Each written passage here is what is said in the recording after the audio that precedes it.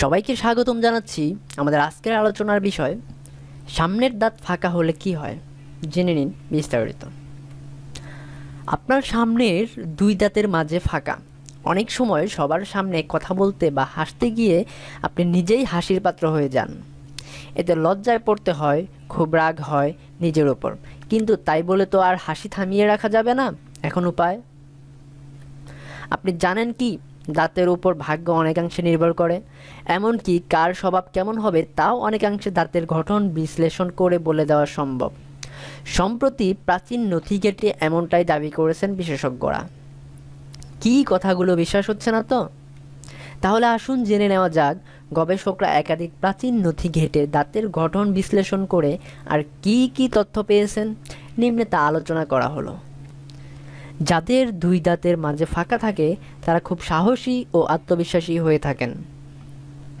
যাদের সামনের পাটির দাঁতে ফাঁকা থাকে তারা কর্মজীবনে খুব সফল হন। শুধু তাই নয়, জীবনে এত বড় কাজ করেন যে বাকিরা একটা সময়ে গিয়ে তাদের আইডল হিসেবে মানতে শুরু করেন। তারা যদি ঠিক করে ফেলেন কাজটা করবেন, করেই ছাড়েন। এক কথায় জীবনে সফল হতে গেলে যেই গুণগুলো থাকার দরকার তার সবই খুঁজে পাওয়া যায় তাদের মধ্যে। বিপজ্জনক কাজেও পিছপা হন না তারা।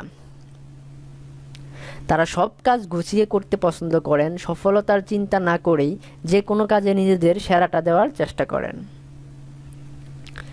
এ ধরনের দাঁতের গঠনের তারা চিন্তা ভাবনা না করেই হুট করে সিদ্ধান্ত নেন, তাই অনেক সময় নানা অসুবিধায় জড়িয়ে পড়তে হয় তাদের।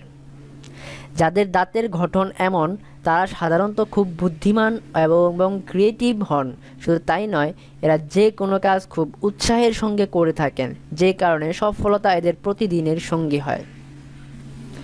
এমন মানুষেরা কথা বলতে খুব ভালোবাসেন, তাই তো বন্ধু বা চেনা জানা লোকদের মাঝে থাকতে এরা খুব পছন্দ করেন।